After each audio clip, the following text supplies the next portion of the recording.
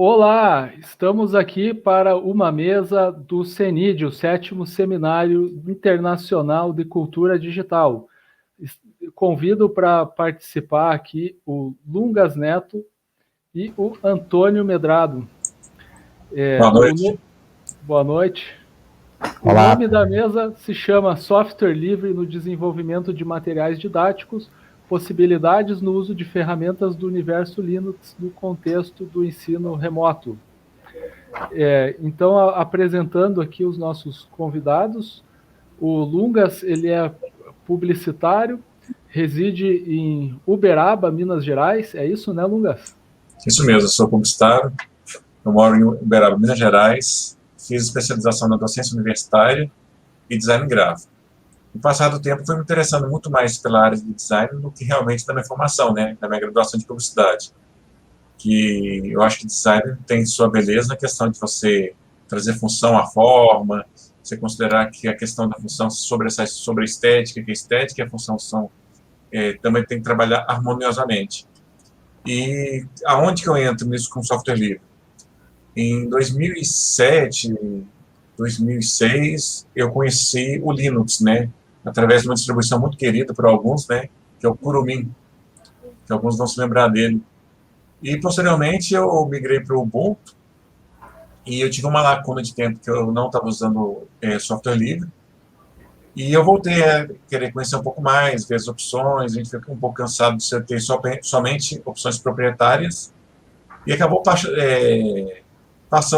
despertando uma paixão maior, né?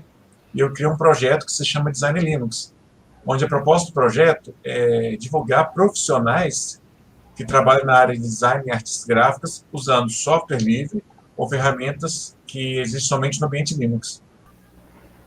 Muito bem. E também aqui na mesa nós temos o convidado, o Antônio Raimundo Pereira Medrado, que ele é professor na Rede Municipal de Ensino de São Paulo, reside em São Paulo, né, Medrado?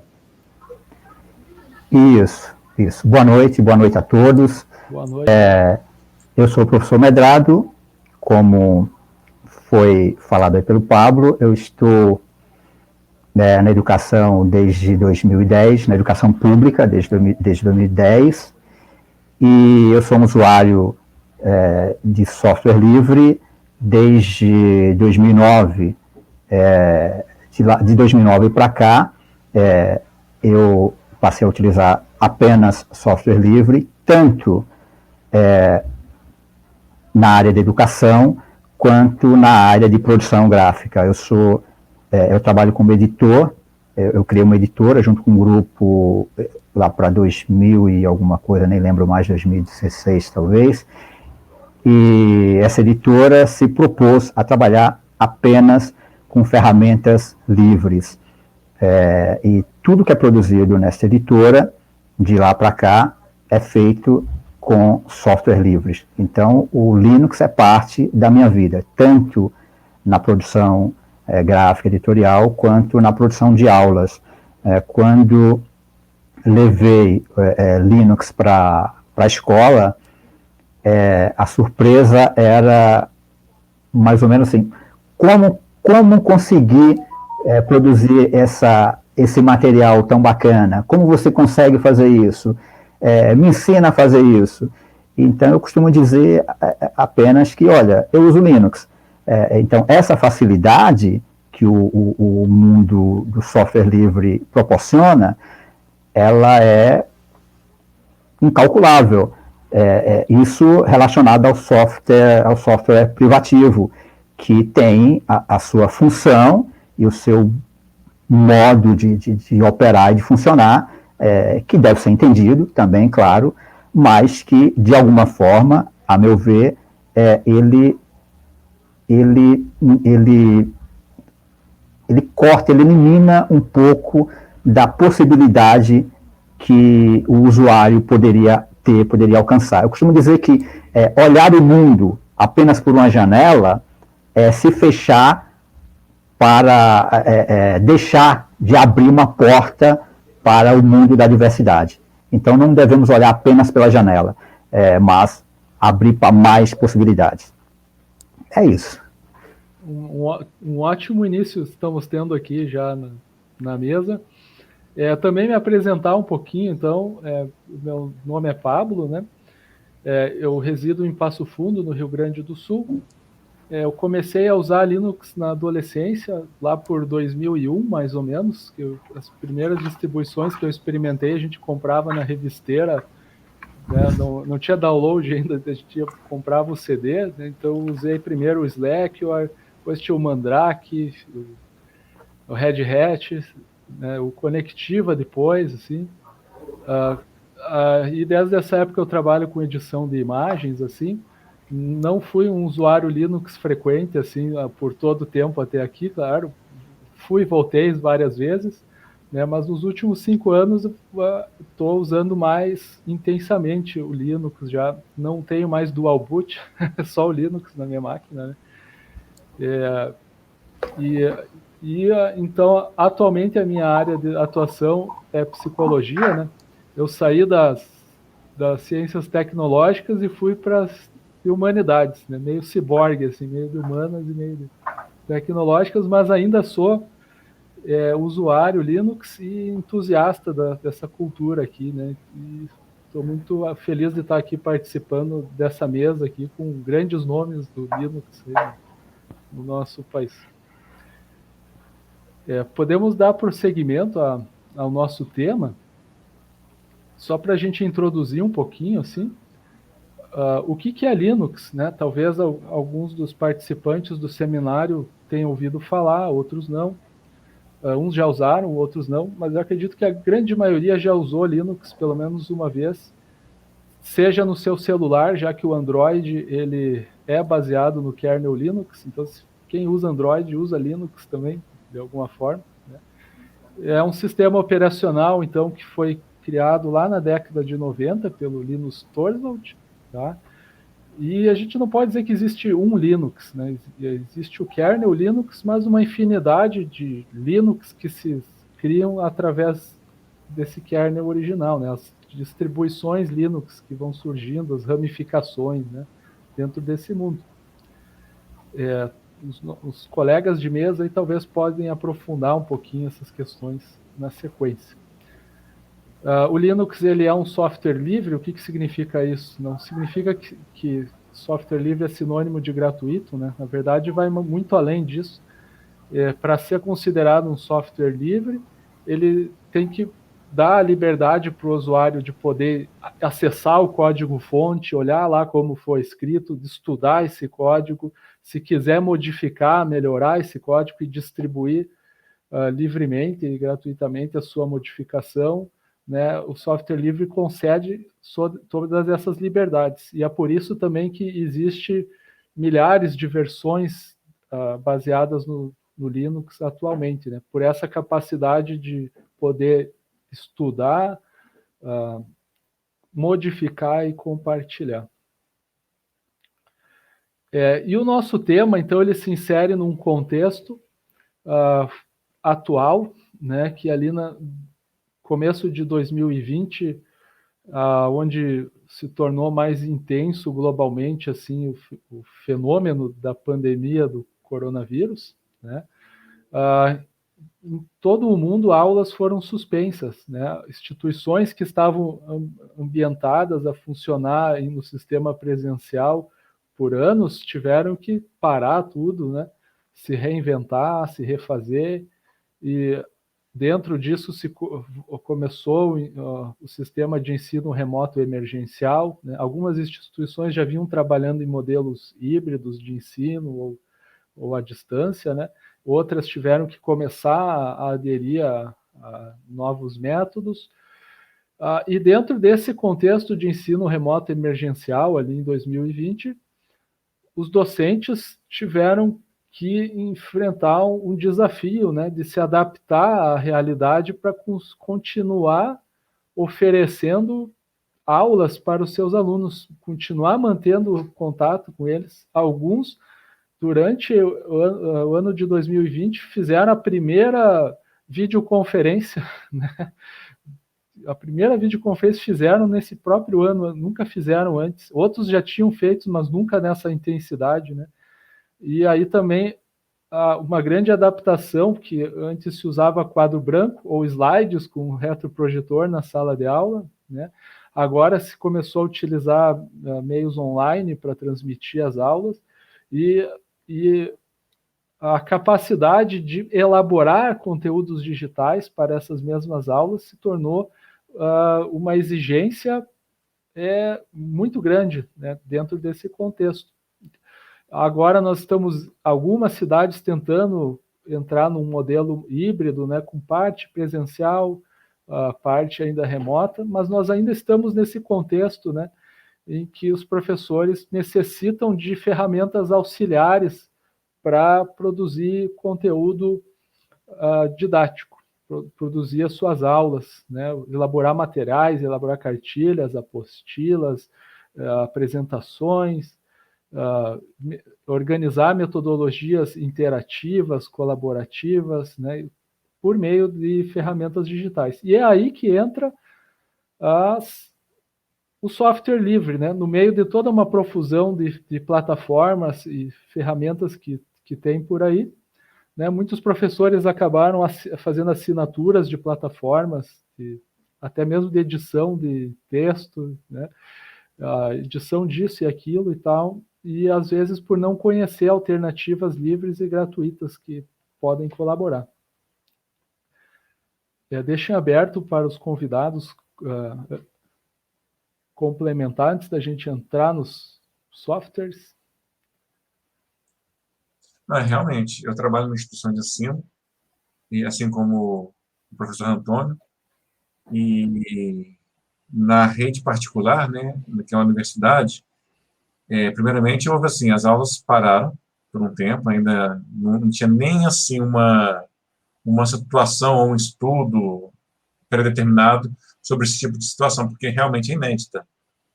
Então pegou muita gente de surpresa, e foi uma correria muito grande, e houve um desgaste também muito grande, foi proporcional, porque tinha professores que tiveram que se adequar, alguns que não estavam contextualizados com as ferramentas online, as opções também que haviam, alguns ainda presos a questões analógicas, né? E foi uma readequação, o professor também teve que se reinventar, reaprender. Como eu trabalho na área de marketing da instituição, então era sempre comunicando aos alunos que haveria mudanças pedagógicas no sistema pedagógico da instituição, o que seria implementado, e foram pesquisadas vários tipos de alternativas, desde pagas até gratuitas, mas a predominância inicial foi realmente com as ferramentas do Google, né? A gente só não usou o Classroom, né, o sala de aula, porque nós temos um ambiente virtual de aprendizagem próprio, desenvolvido pela instituição. Mas, assim, houve uma readequação, um estresse também decorrente a isso, e hoje, assim, no cenário atual da instituição que eu trabalho, os alunos já sabem, né, já não tem tanta dificuldade quanto no início, e a gente está migrando agora para o sistema híbrido. Esse, assim, baseado no que o Pablo falou, né, no que ele apresentou na atual conjectura do cenário.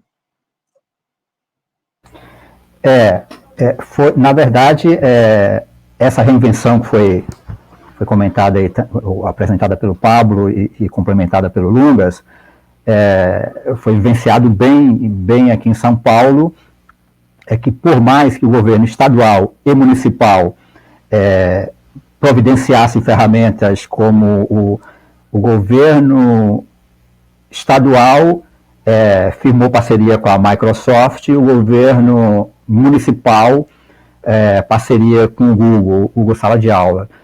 Independente disso, foi uma correria, foi um alvoroço, foi o que o camarada Lungas acabou de comentar. O professor teve que se reinventar, ele não tinha a menor noção deste dinamismo que ele seria cobrado neste momento. E houve, eu posso até dizer que um certo desespero de alguns, né? Eu acompanhei isso de perto, eu dava suporte, e mesmo para ferramentas relativamente simples, como o Google Sala de Aula, que interessante que o Google Sala de Aula também foi se reinventando desde que a pandemia chegou, né? Então, algumas ferramentas não tínhamos e ela foi se adaptando também. E o professor estava ali desesperado para tentar produzir aula, a ponto de, ainda hoje, semana passada, você ter professor, vai na lousa, escreve na lousa, tira uma foto da lousa, vai lá no sala de aula e posta essa foto para o aluno.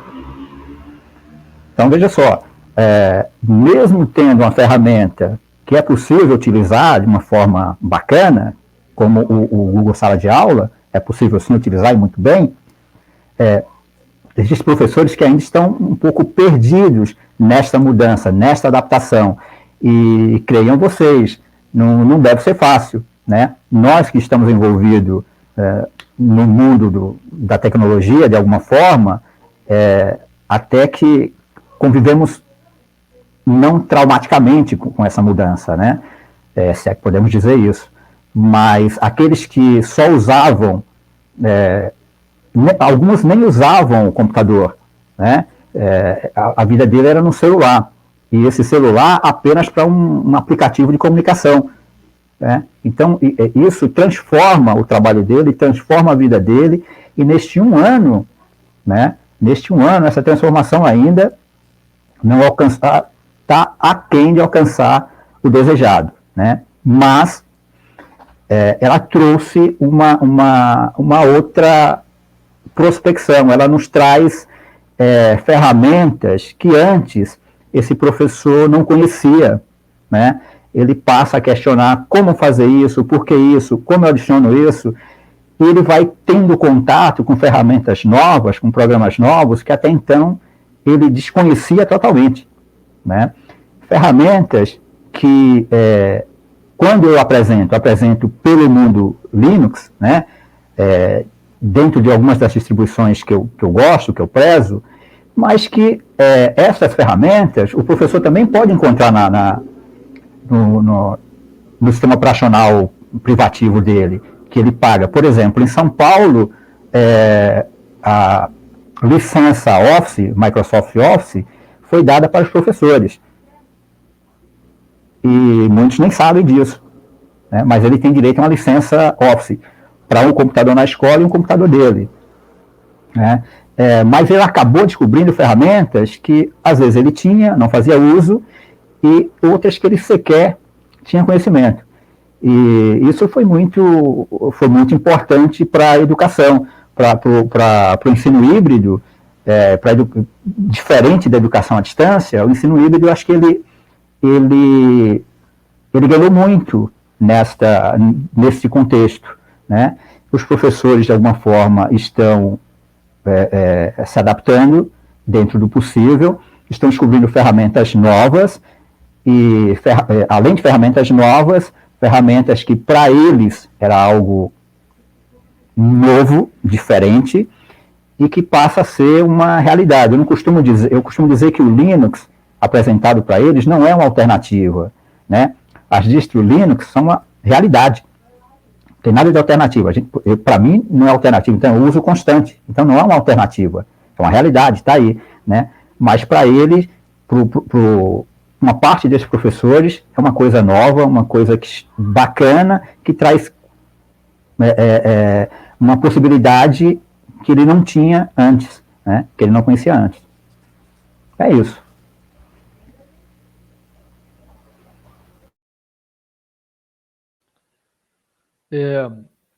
Eu acho que a gente pode seguir agora, assim, citando algumas ferramentas de software livre, né, para conhecimento do público, e que possibilidades elas podem oferecer, assim, para os usuários, né? A gente pode debater um pouquinho sobre cada elas. Uma que foi comentado, né, pelo professor Medrado sobre o pacote Office, né? Talvez nem todos conheçam que existe o LibreOffice, né?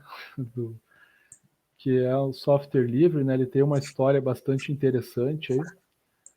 Eu tô com ele aberto aqui no computador, vou colocar na tela aí. Se quiserem ir comentando a respeito. O LibreOffice, eu tenho uma experiência com minha esposa, né? Porque ela é professora de história. E ela, assim, ela tá acostumada com alguns recursos, né, do PowerPoint, do Word, né, e como eu falei, trocando ideia com o professor Antônio, que às vezes as empresas como Microsoft e Adobe, elas instituíram até um comportamento de uso, né, em que as pessoas ficaram meio acostumadas a isso. Mas a gente vê que o LibreOffice, ele usou um pouco da interface Ribbon, né, que foi uma interface que a Microsoft utilizou, né, na versão 2007, e que ainda mantém, que é aquela questão de usar por abas. Você tem o quê? A aba exibição, a aba inserir, a aba design. Então, essas ferramentas livres também entenderam esse vício comportamental dos usuários e criaram esse facilitador, né, da interface. E no caso do LibreOffice, assim, voltando ao estudo, né, eu instalei o Xubuntu, né, para minha esposa e falei, bem, vamos fazer um teste. Sua máquina é mais modesta, quando você tiver que trabalhar com vídeo, vamos tentar usar ela. Mas foi assim, você vê que a pessoa está igual os professores, o Estado já, como o Antônio falou, já comprou licença para os professores. Isso reforça o vício comportamental desse tipo de ferramenta proprietária, né? E é importante ter o quê? Dentro do meio municipal, estadual, essas opções desses cursos para encontrar outras viabilidades, né, outras opções para os professores montarem suas aulas. Então, montei aqui, minha esposa começou a usar o LibreOffice, ela sentiu dificuldade, porque existiam facilitadores que o PowerPoint tem, por exemplo, que não havia. Detalhezinhos estéticos, o que a gente chama de perfumaria, né, mas que não atenderia, que ainda não atende ela. Mas eu acho que o LibreOffice aí, eu acho que não é que ele peca, porque na verdade ele não peca em nada. O problema é a questão do vício comportamental, que alguns softwares proprietários já influenciaram no dia a dia e na rotina de algumas pessoas. E que isso pode ser quebrado com o quê? Com o quê? Com cursos acessíveis, treinamento, né? E mostrar aos professores, através de materiais prontos, que é possível trabalhar normalmente com esse tipo de ferramenta. Aqui, nós usamos o LibreOffice em todas as máquinas e para fazer absolutamente tudo. Uma coisa interessante que tem em relação às ferramentas do Google, o Google Docs, por exemplo, ela tem dificuldade em moldar, em se adaptar ao formato DocX e Doc da Microsoft. Passou a se adaptar agora, né? Mas ela não tinha problema nenhum com o formato ODT do LibreOffice, né? Então você exporta normalmente de lá para cá, daqui para lá, e funciona muito bem. Tem funcionado, eu não sei como está agora. Então nós utilizamos o Writer, que seria o Word do LibreOffice, né? O Writer, ele me dá a possibilidade que eu costumo falar para os garotos, para os alunos, incrível, eu tenho lá, tipo, 3, 4 dicionários, para quem gosta de línguas, né, para quem estuda línguas, eu tenho 3, 4 dicionários, eu tenho corretores ortográficos e gramaticais, eu tenho ferramentas eu posso inserir para um professor de química ou física e matemática, por exemplo, que é terrível, pelo menos era na minha época, eu não sei, realmente faz um tempo que eu não uso a ferramenta Word, mas você trabalhar com esse tipo de inserir cálculos matemáticos e químicos era difícil em ferramentas de texto, né? O LibreOffice não tem esse porém, você insere ele facilmente. É uma ferramenta que você pode complementá-la de diversas formas, porque ele tem uma infinidade de extensões que vai facilitar o teu uso, vai depender de como você monta ele de acordo com o que você vai utilizar. Aqui nós utilizamos muito para corrigir e fazer anotações nos artigos que são enviados para revistas, né? Então, assim, essas anotações que fazemos aqui e mandamos de volta para o Google Drive, os autores, da mesma forma que a gente manda para aqui, eles pegam essas anotações, seguem para lá, eles pegam essas anotações, eles seguem essas diretrizes. Então, eu não perco nada e eles também não perdem nada. Então, é uma ferramenta totalmente adequada à educação, ao ensino, nesse caso, ao ensino superior, onde você vai orientar um aluno, vai acompanhar a escrita. Então, é uma ferramenta fenomenal. Agora, para a aula, eu costumo utilizar mais o Impress, né, que seria o PowerPoint da Microsoft. O Impress eu utilizo para preparar minhas aulas, palestras, então eu utilizo o Impress para tudo isso. Ele é uma ferramenta que, para mim, é completa também. E tem uma perfumaria grande para quem gosta, né? Então, tem bastante perfumaria também. Então, como eu disse antes, eu não tive dificuldade em me adaptar a essas ferramentas. Eu utilizo elas eu não tenho muito contato com a ferramenta da Microsoft, então é uma ferramenta natural, de uso natural para mim.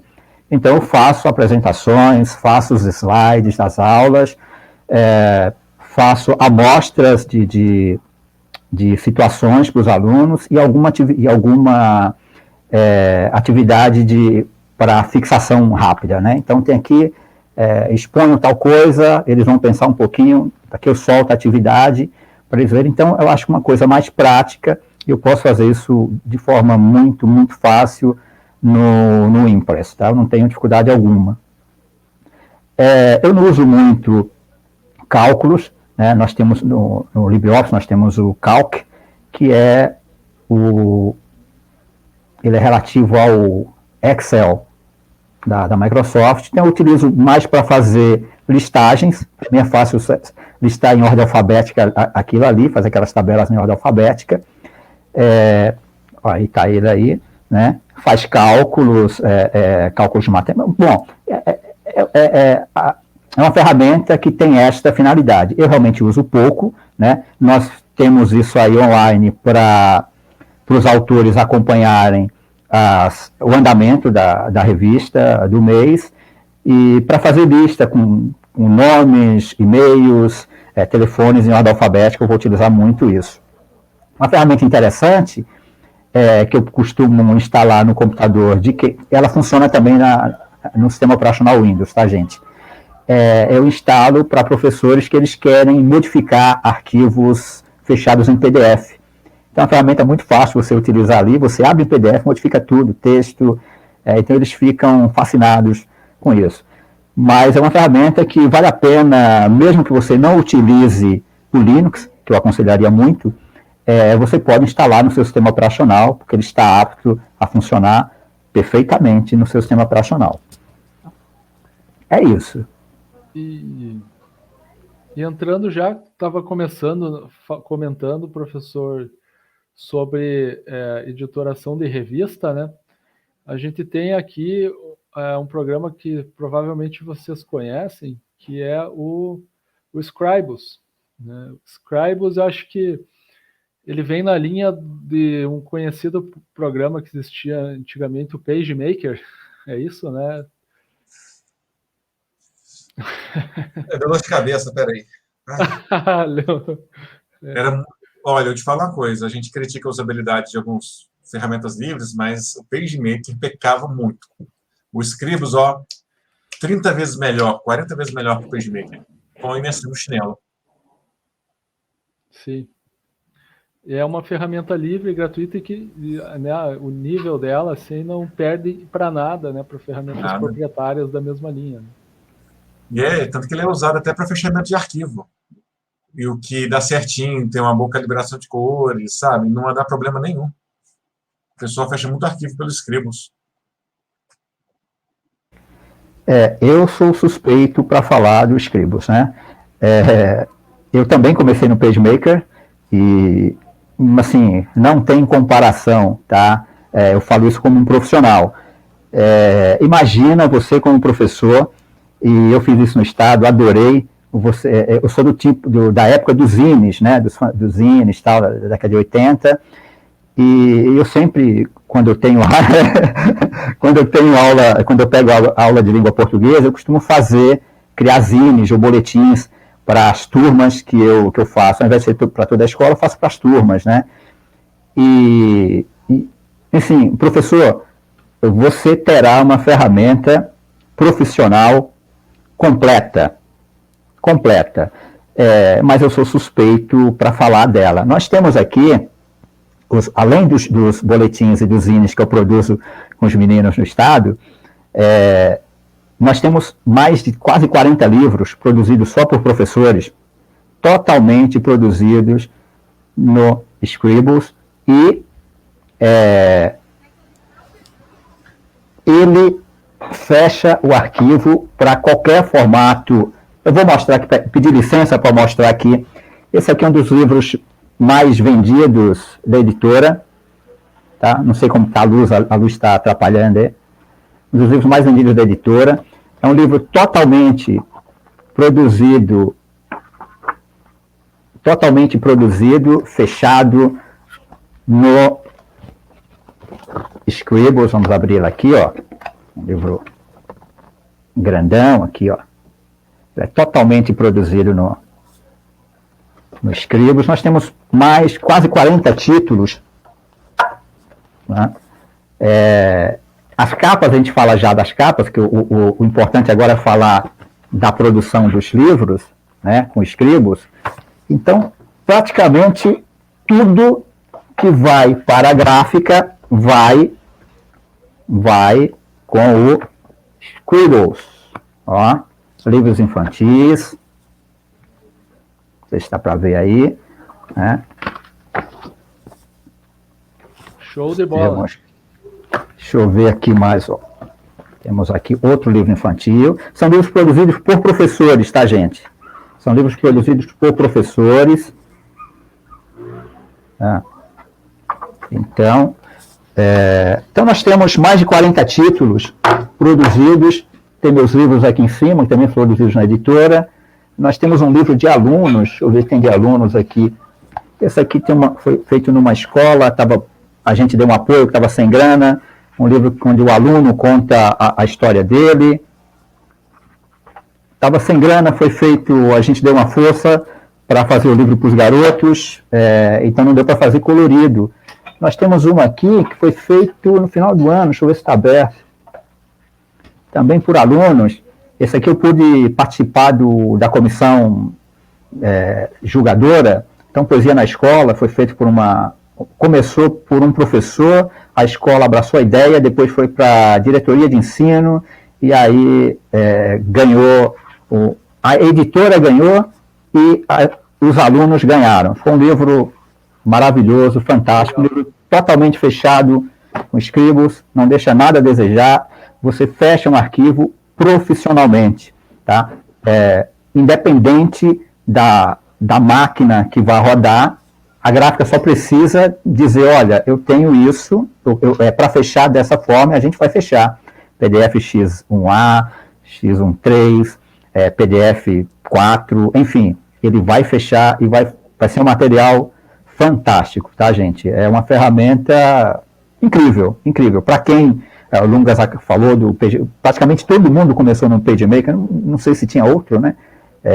Tinha para o Mac, né? Mas eu não sei.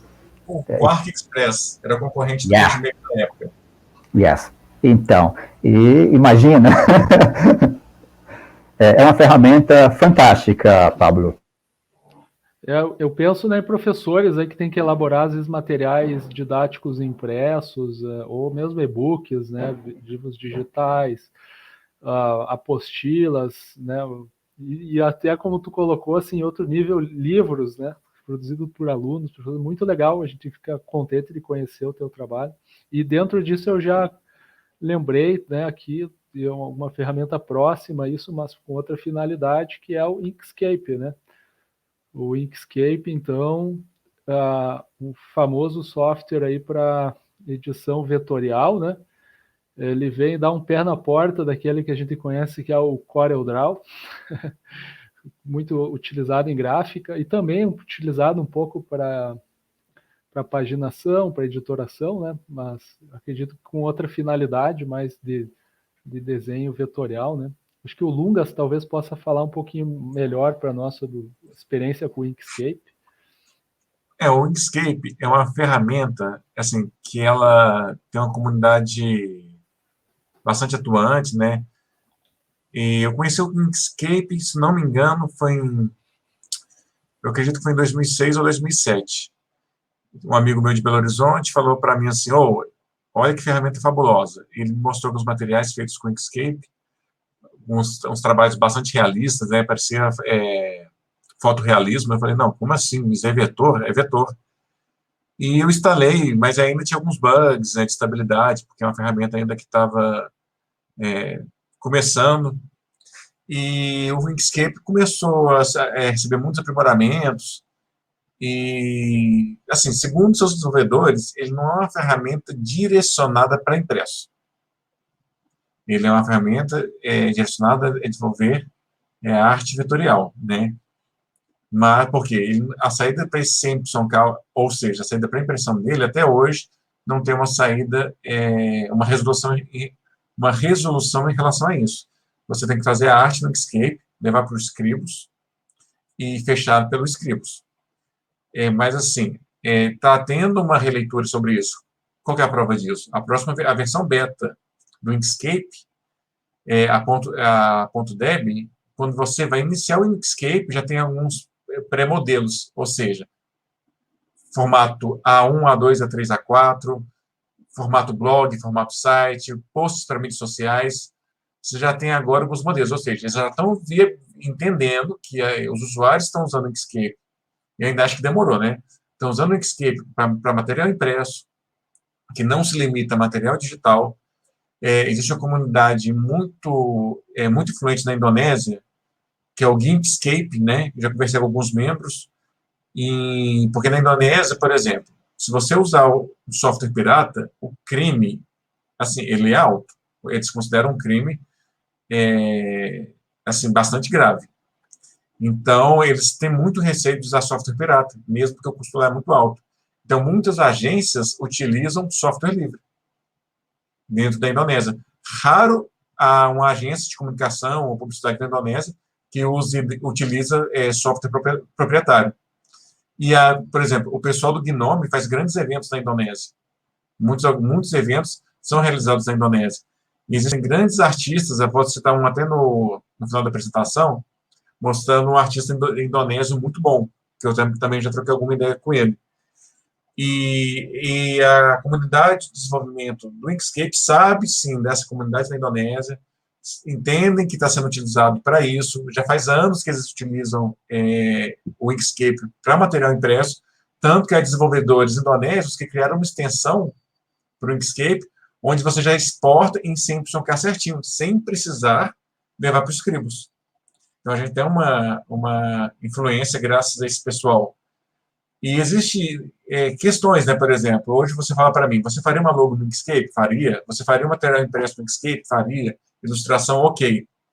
Mas você faria um aplicativo no Inkscape? Depende. Porque quando você faz um aplicativo, é interessante você trabalhar com paginação, em alguns casos. E você, às vezes, tem que instalar uma extensão, e isso não for um recurso nativo, já atrapalha alguns usuários que já queiram desenvolver uma interface dentro do Inkscape. Mas é coisa que é implementando, que a comunidade vai escutando, que vai se implementando de pouco em pouco. Mas eu tenho dificuldade, por exemplo, em fazer uma interface do zero no Inkscape. Por quê? Há o desdobramento dela, eu não quero fazer em um arquivo separado, eu queria deixar tudo em um arquivo só, mas eu entendo que isso é uma coisa que vai ser implementada com o tempo. Né? Essa é a minha opinião sobre essa ferramenta. Sim. E aproveitando, já entrando nessa parte das artes gráficas, né, trazer o célebre programa aqui, o GIMP, o editor de imagens, o GNU, né, que popularmente o pessoal conhece edição de imagens, de falar, photoshopou a imagem, Photoshop isso, Photoshop aquilo, já virou até o nome do ato de editar a imagem, né? Passou no Photoshop. E o GIMP, o a gente poderia poderia ser um nome mais conhecido até, né? Editou uma imagem, já poderia gimpou a imagem. Boa imagem. Que é um editor de foto profissional, editor de imagens, né? Eu usei bastante o GIMP já, gosto bastante dele, assim. E o interessante é isso, é que alguns chamam de alternativa ao Photoshop, né? Eu não sei se seria uma alternativa, eu acho que ele está à altura também do Photoshop, ele faz as mesmas coisas, só que por caminhos diferentes, né? A gente consegue fazer as mesmas coisas por caminhos diferentes. Algumas coisas mais fáceis e algumas um pouco mais complicadas, né? Tem até um plugin do GIMP, né, que é o GIMP Shop, né, feito pelo Jonathan, em que a interface fica muito parecida com a do Photoshop. Sim. Um plugin que chama o GIMP Shop, né? Vou escrever aqui para a galera, quem quiser conhecer. É praticamente uma versão do GIMP que você baixa. GIMP Shop tem os dois, tem o PhotoGIMP e o GIMP Shop. Né? Tá. Ele já vem com o próprio GIMP, mas com uma cara de Photoshop. Né? Para usuários que nem eu, que veio do Photoshop e depois migrou para o GIMP, é muito legal. Eu trabalhei em ateliê de imagens com Photoshop. Depois que eu fui para o GIMP, eu me perdia nos atalhos. Aí, instalando esse PhotoGIMP, aí copiava os mesmos atalhos. Tudo. Uma dica aí. Isso é feito para que o software se adeque às suas necessidades, não o contrário, né? Então, eu preciso que ele seja assim. O Pablo falou, olha, eu vim do Photoshop e eu me perdia inteiro. Aí, mas tem alguém que fez uma ferramenta lá que você vai utilizar e ela vai te dar a cara, ou seja, aquela ferramenta que você tinha, ela vai ter que se adaptar a você de alguma forma, né? É isso que eu costumo dizer, que o Linux é o Bruce Lee do Kung Fu, né? É aquele cara que, assim, ele pega, ele não vai se limitar, eu não posso me limitar a isso. Imagina se você cai ali no GIMP e não gosta, não se adapta, né? Mas você quer usar a ferramenta. Então, a ferramenta tem que se adaptar a você, porque você é o usuário. E aí sim. Então, é isso que o Bruce Lee fazia com o Kung Fu. É isso que o Linux faz com as ferramentas. Assim, a ferramenta tem que se adaptar a você. Né? Ela não tem que vir pronta, você, não consigo fazer nada aqui. Então, sempre vai ter alguém fazendo, ensinando a fazer, e se você não aprender, use o que alguém fez. Né? Isso é uma boa característica do mundo Linux. O GIMP nós usamos aqui mais para fazer fotomontagens, montar capas de livros em 3D para divulgação, coisa assim. Nós não temos um profissional à altura desta ferramenta. Parece-me uma ferramenta completa, mas o uso que fazemos aqui dela é um uso básico. Esse uso básico seria um uso que um professor faz para fazer uma montagem, um cartaz, alguma coisa que ele vai utilizar. Eu lembro sempre das aulas de língua estrangeira moderna, porque você pode utilizar, são ferramentas que você inclui o aluno, né? Você quer falar de um cinema, ou quer colocar alguém no cinema, num teatro, na Times Square, você vai usar aquela imagem de fundo, vai fazer alguma montagem, lá você leva o aluno para lá, você tem essa possibilidade. Então, para você usar ele no mínimo, no básico, o professor vai conseguir utilizar ele, talvez sem muito problemas. Uma ferramenta também muito bacana, e aqueles que usam o Janelas também podem utilizá-lo, porque ele pode ser instalado também no Windows, tá, gente? Tentem experimentar. E eu acho que a gente pode passar para mostrar também agora umas ferramentas mais relacionadas a vídeo, né? Por exemplo, eu acho que uma aqui que é fundamental assim, para professores nesse contexto é o OBS Studio, né? O Open Broadcast Software. Eu acho que é uma ferramenta aí que ela nos dá possibilidades de gravar videoaula, de fazer efeitos de videoaula, chroma key, né? Que é aquela remoção de fundo, colocar um fundo atrás. Permite a gente, inclusive, fazer transmissões ao vivo, né, em plataformas de streaming, o próprio YouTube, pegando a chave lá ao vivo do YouTube, colocando no OBS Studio, a gente consegue fazer a transmissão, uma live, assim, diretamente pelo software, né? O OBS Studio também é considerado uma ferramenta profissional aí, e gratuita, livre, multiplataforma, né? A gente encontra para Windows, Linux, Macs.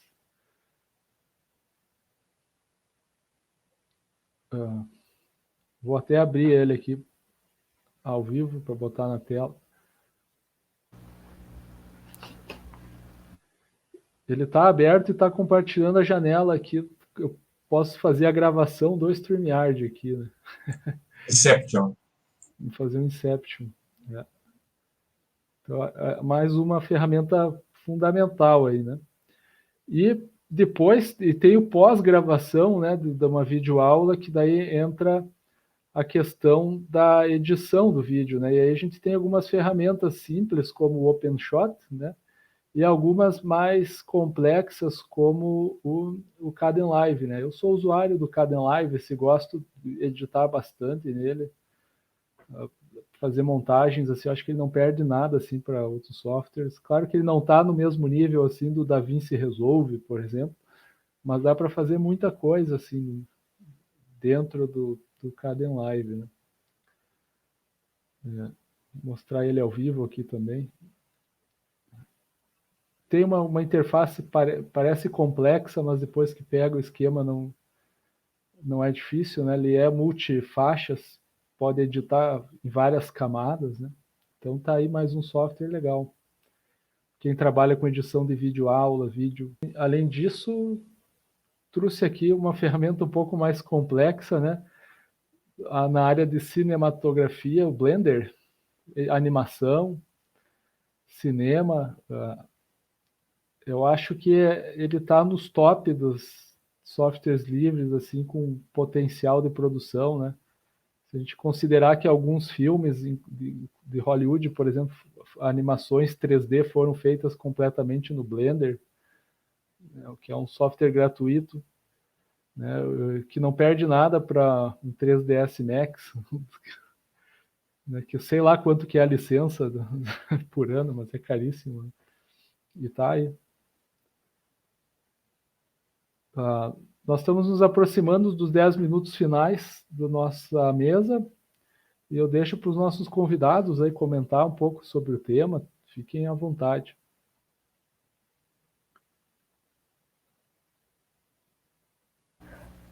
Bem, essas últimas ferramentas nos levam para o mundo bem profissional, não é? Eu costumo dizer que dificilmente um usuário de internet, de tecnologia, não de internet, de tecnologia, por mais básico que seja, é impossível, ou praticamente impossível, que ele não tenha, não tenha tido contato com o mundo Linux de alguma forma, né? Então, é um mundo riquíssimo, com possibilidades amplas, e que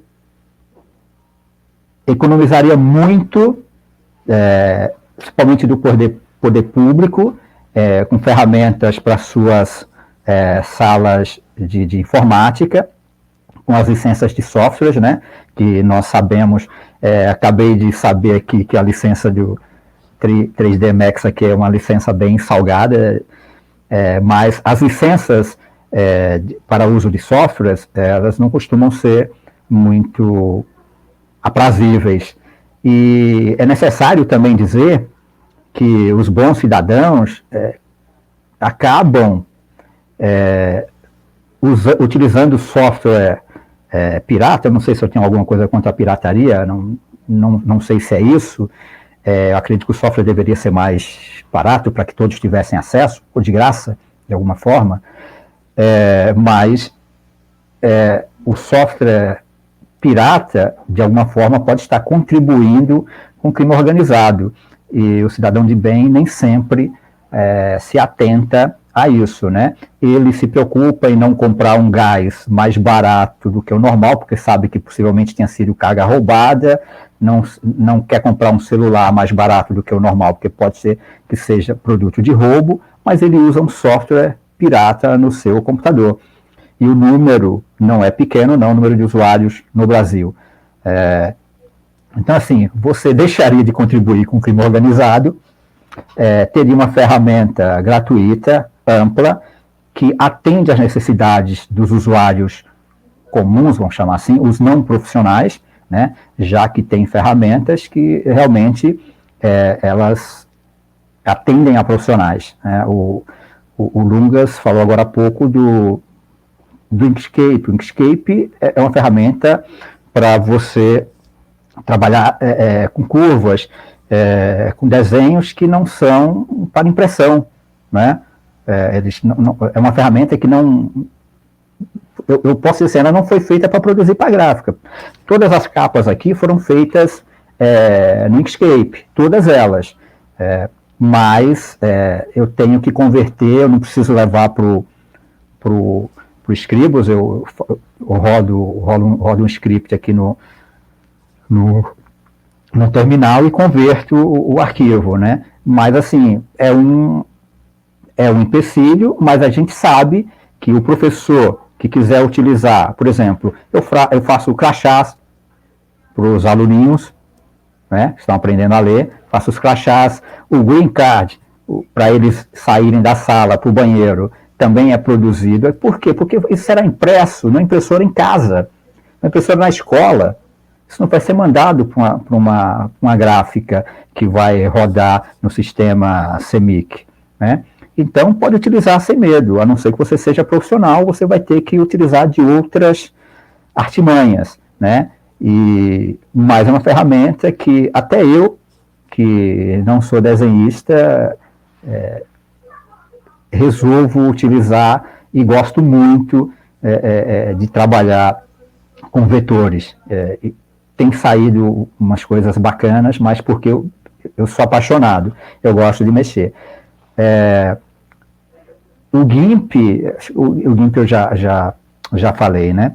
Mas, assim, as demais ferramentas, a OBS aí, por exemplo, o professor que eu até considero uma ferramenta profissional, quando eu vou transmitir, eu posso utilizar, mas se não, eu vou usar uma ferramenta aqui que vai gravar o meu vídeo. Se eu for só preparar um vídeo para mandar para o aluno, eu vou utilizar aqui o TIS, que já vem no Gnome, eu faço o vídeo, posto para o aluno e tá bom para mim.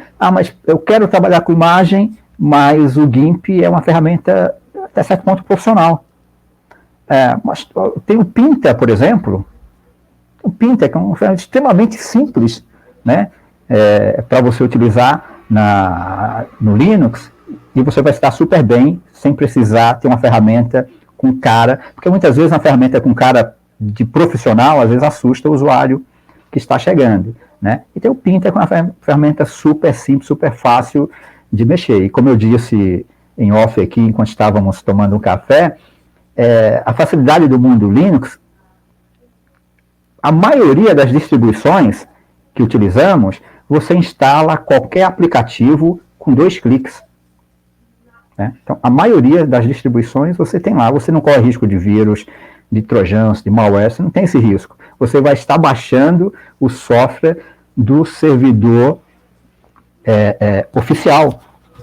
Né? Então, nós temos ferramentas das mais diversas possíveis que nós podemos utilizar para produzir o material do dia a dia na sala de aula. Eu sou um cara chato, eu sempre preparo as aulas, né? Então eu tenho que preparar minhas aulas, tenho que saber como vou aplicar, e o Impress do LibreOffice é o cara que vai me salvar. Ali ele calcula meu tempo, eu calculo o que eu vou falar, como que eu vou mostrar, e é como se fosse um conta-gotas para o meu aluno me acompanhar, né? E eu poder também passar para ele. Então, gente, olha, vocês, independente da distribuição Linux que você for usar. Eu, por exemplo, sou apaixonado pelo Debian, só uso Debian. Eu comecei no Mint, mas depois migrei para o Debian, estou nele todo esse tempo. Não é uma ferramenta difícil, como já foi um dia, possivelmente, você é um usuário iniciante, e você terá ferramentas em qualquer distribuição, tá, gente? Qualquer distribuição. Você terá um banco de softwares que você vai poder baixar, instalar ali e vai utilizar, voltando a dizer, desde o planejamento da tua aula, né, até a produção de uma apostila, de um gibi para os teus alunos, uma revistinha para os teus alunos, né?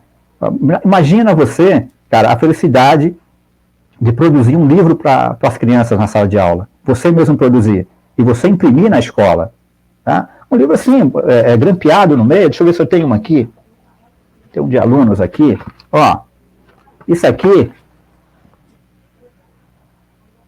ó, fizemos sem custo nenhum, ó, para os alunos. O aluno pega, ó, é um grampo, é grampeado, 2 grampos aqui, ó. Né? Uma folha A4, né? São 4 folhas A4, é impresso na própria escola, dá para imprimir na própria escola. Imagina a criança, imagina o caminho que você abre para uma criança quando você proporciona a ele, ele vê o trabalho dele impresso. Né? Cara, é maravilhoso. Então, essas ferramentas, que não terá custo para você, não terá custo para a escola, terá um grande papel na formação do teu aluno e na tua realização como professor. É isso. Agradeço as palavras do professor Medrado, pela sua experiência aí compartilhada conosco, né? Muito produtivo, assim, foi muito bom ouvir. E passo para o Lungas fazer as considerações finais também, que gostaria de colocar para a gente ir encerrando. Eu acho que eu posso concluir mostrando alguns trabalhos de grupos profissionais, né? Eu conheci o professor Antônio há pouco tempo, senão eu já tinha inserido ele aqui na apresentação, mas depois eu vou atualizar ela. Eu vou ver como compartilha aqui. Pablo, é você que compartilha? Você que escolhe a tela? Lá, tá um bichinho brabo lá. Esse mesmo. Deixa eu colocar em... Igual a gente fala assim, né? Mas e na prática, né? A gente está falando aqui de software livre, né? O professor Antônio colocou a prática, mostrou os trabalhos aí, né? Realizados na escola, né?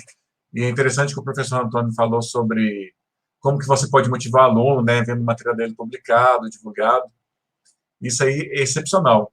Vou mostrar aqui algum trabalho de algumas pessoas que trabalham com software livre. O Sami Souza é ilustrador, né? Ele trabalha com GIMP, ele trabalha com vários tipos de público, vários tipos de gênero, né? De ilustração. Faz muita ilustração assim, das pessoas que fazem encomenda, né? Da fotomontagem. A Bárbara Tostes, que é conterrânea sua aí, Pablo, ela tem uma gráfica que trabalha somente com software livre. Ela não usa software proprietário.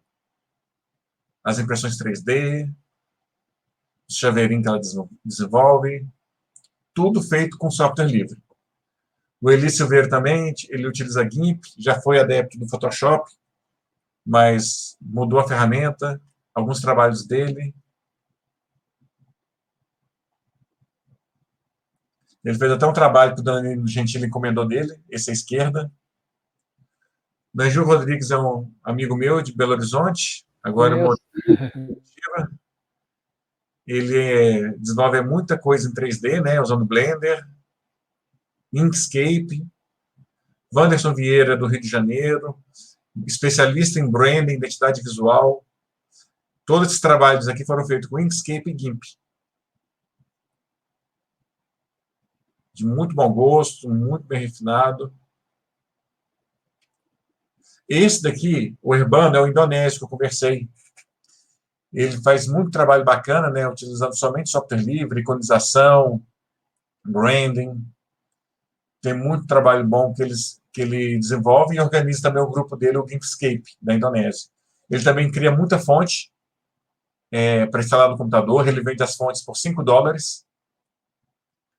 Essa é uma das fontes que ele criou. E isso daqui eu só mostrei para dizer que até a indústria japonesa, né, está utilizando o Blender para fazer as animações. O Blender ganhou o mercado até dentro da indústria de animação japonesa.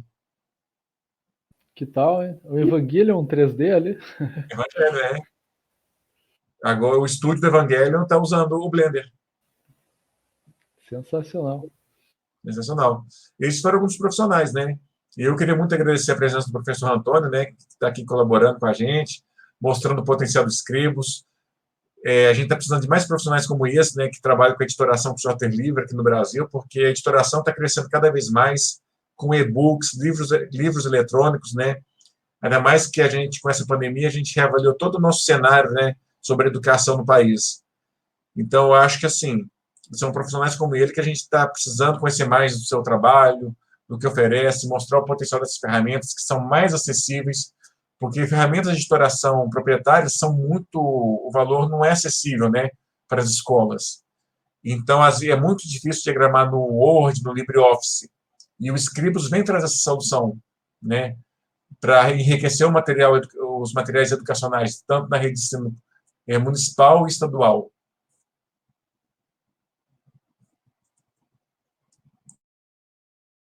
Concluir, eu coloco o contato aqui, nosso contato, também o endereço do site do Design Linux, né, cujo o Lugas é coordenador. Isso, sigam lá, curtam lá. Exatamente. Muito obrigado, Pablo. Agradecemos aí a participação de todos. Muito obrigado. E até a próxima. Forte abraço a todos. Muito obrigado. Obrigado.